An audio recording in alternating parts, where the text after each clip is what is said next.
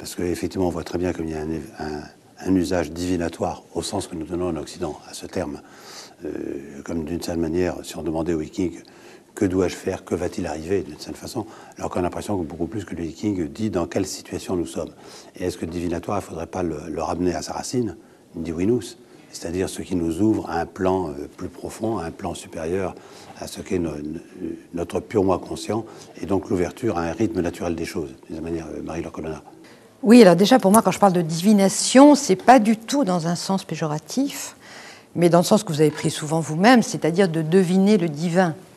c'est-à-dire le projet, on pourrait dire, des instances les plus profondes à l'intérieur de nous, ce qu'en termes jungiens, je vais appeler le soi,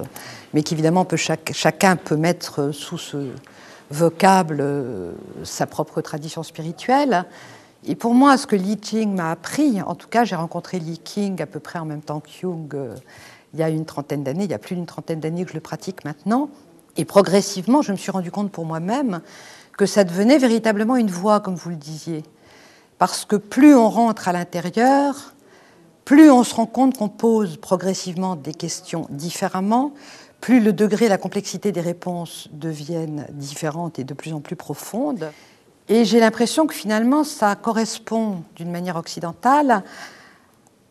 à s'approcher de plus en plus d'une attitude qui dit, face au désir du moi en général, face au désir, disons souvent égotique que nous avons,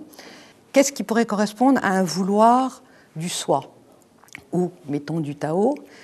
Et donc à travers ce cheminement-là, qui est le cheminement analytique également, on a l'impression que progressivement cet ego que nous avons tous, la construction de la personnalité au sens habituel étant faite, il y a une sorte de dévoilement progressif, voile après voile, le moi profond va rester, mais on va s'approcher